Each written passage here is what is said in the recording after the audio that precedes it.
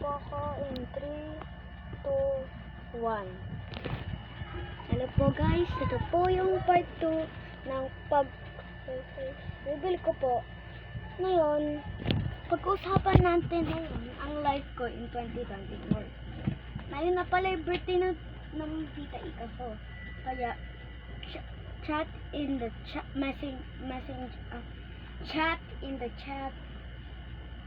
box, happy birthday to Tita Ika. So let's go talk about my story. January 1, the first day of 2024, was a pretty good day to me. As I was approaching to February, I was kind of hearing about school days.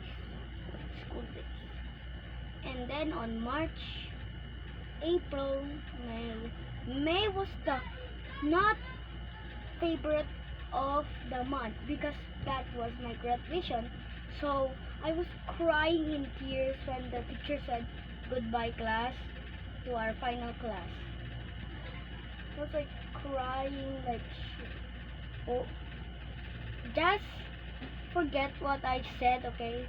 So there was just going hang out with some friends, chat in the messenger, and then they started knowing something about my crush, that he is allegedly a Reina Elena in her town. What? Was I posting pictures? No.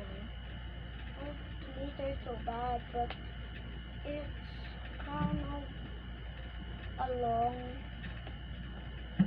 journey because I'm from Mandaluyong now and he's from Manila. The capital of Manila is in right beside Baguio. So Mandaluyong not beside Baguio too. So let me talk about the story when I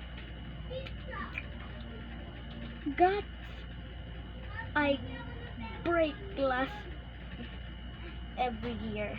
I just broke glass like, don't mind that. So yeah, this is my story, the end. Make sure to like and comment and subscribe. And the next year I'll be talking my year 2025. Thank you.